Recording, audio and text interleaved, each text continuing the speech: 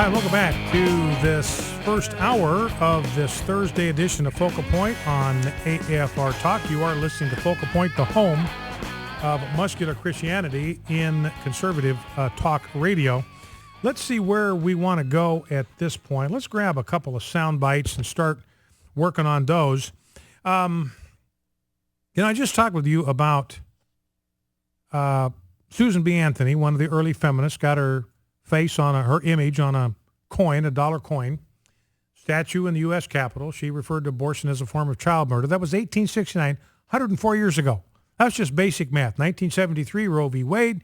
Go back 104 years, that's 1869. That's when she called it a form of child murder. Now, here is Sheila Jackson Lee.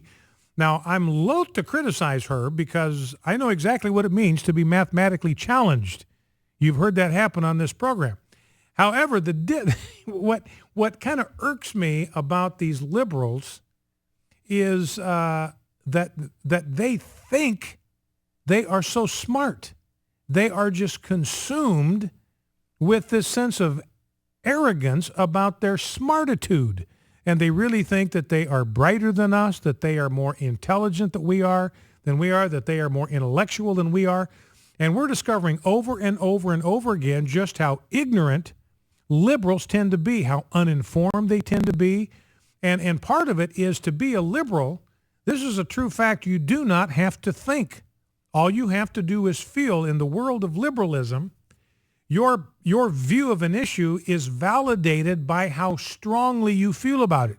If you feel intensely about it, then you are absolutely convinced that you are right on that issue, regardless of what the facts may happen to say. I think that survey, 48% of liberals do not know that the earth revolves around the sun. 48% of liberals think that the sun revolves around the earth, and yet we're the ones that are supposed to be stupid. All right.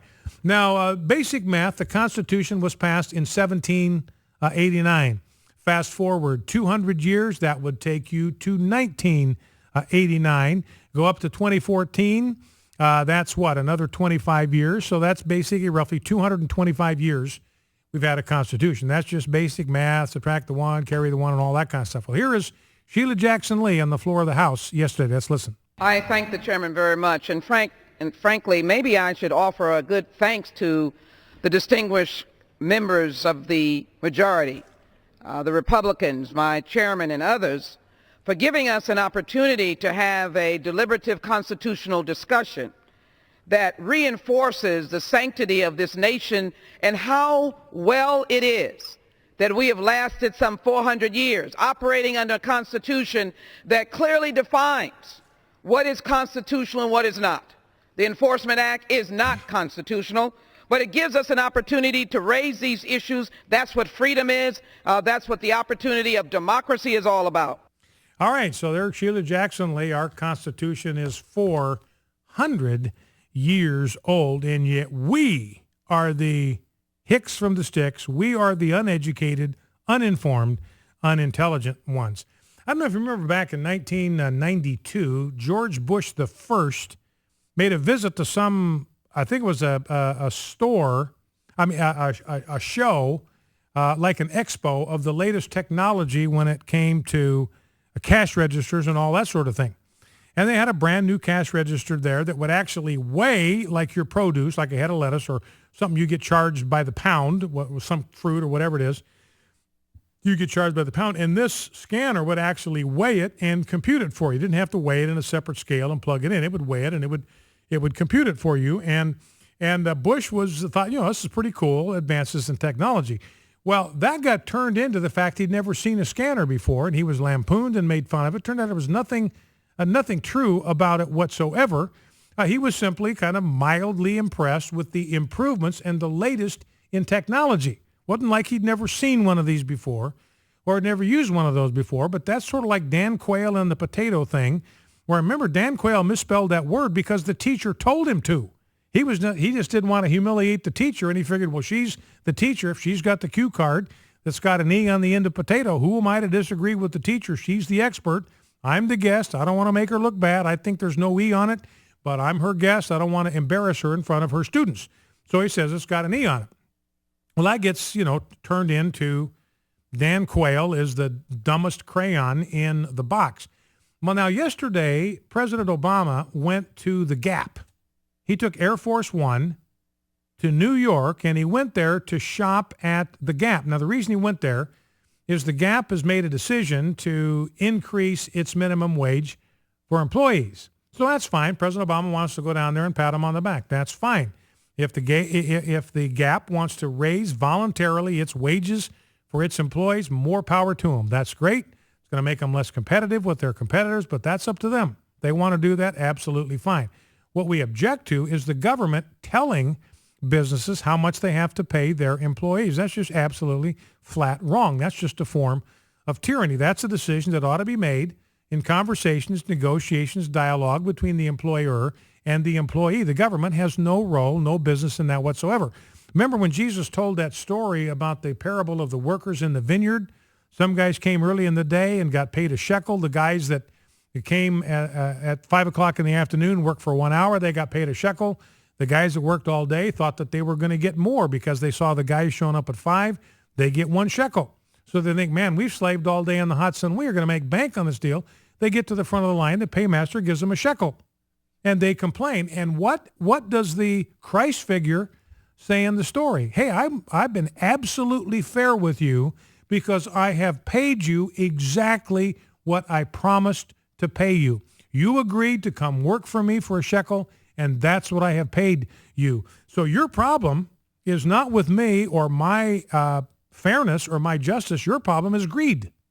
And so the foreman kind of rebukes them for that attitude. But that clearly is an indication of the kind of capitalist that Jesus was. Hey, if you agree to work for a certain wage, then you've got no right to complain if you get paid that.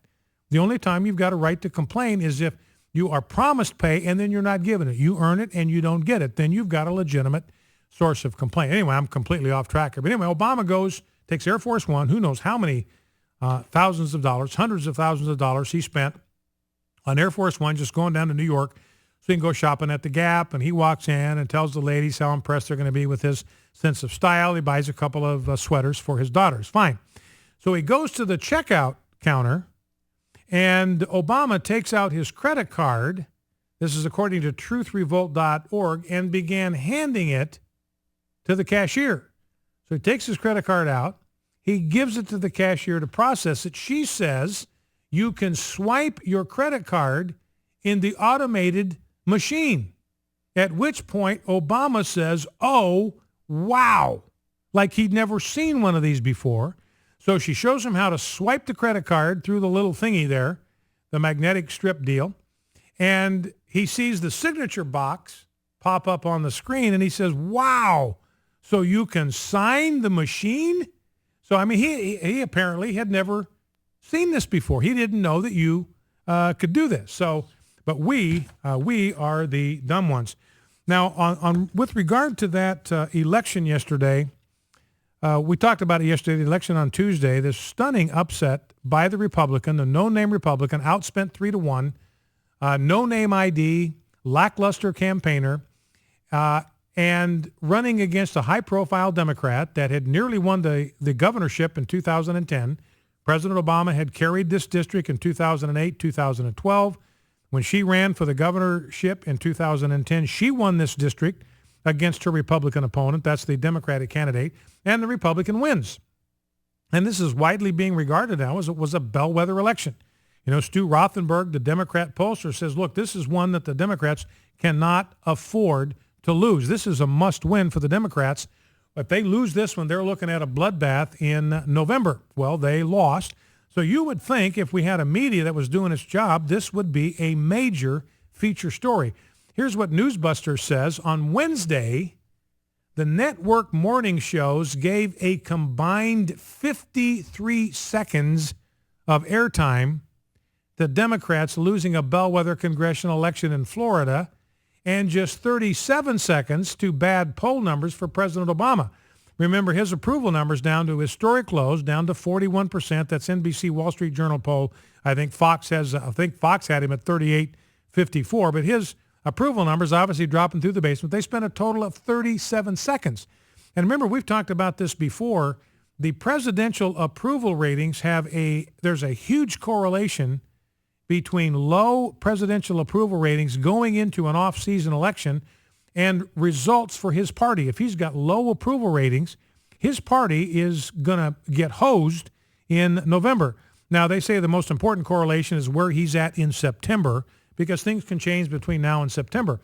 But President Obama, he's down to 41%, and according to the kind of the formula or the process that I've seen, that could mean a loss, a switch of Democratic seats anywhere between 7, 8, and 14 seats. I mean, it's huge what that would indicate. Now, there's no guarantees, obviously. You never want to count your chickens. But even CNN is out there saying today, look, this looks really, really bad for the Democrats. And so that's one reason to keep our chins up, ladies and gentlemen. The chances are that the Senate is going to be in far more conservative hands than it is today. So anyway, the networks, huge story, this upset in Florida. They spent 53 seconds combined yesterday morning on this story, 37 seconds on President Obama's tanking poll numbers. But when it came to shopping at the Gap and pushing regulations to force businesses to pay employees overtime, they spent 3 minutes and 36 seconds of coverage on that. So just roughly 3 times, they spent 3 times as much time talking about his shopping at the Gap, and I will flat out guarantee you they didn't talk about how shocked he was to find out that you could actually swipe your credit card through the little thingy and that you could actually sign on the little screen. I'm sure they didn't touch that at all. Number to call if you want to join the conversation, 888-589-8840, 888-589-8840 is the number to call. One other little factoid to add to what Robert Duvall said about all of the atrocities in the South committed by the Democratic Party in the 1860s and 70s. The FBI released its 2013 top 10 most dangerous cities in America. These are the most dangerous cities in America to live, and guess what? Every single solitary one of them is run by a Democrat. Whether you're talking about Camden, New Jersey, Birmingham, Alabama. Focal Point, AFR Talk. Be right back. Stay with us. 888-589-8840.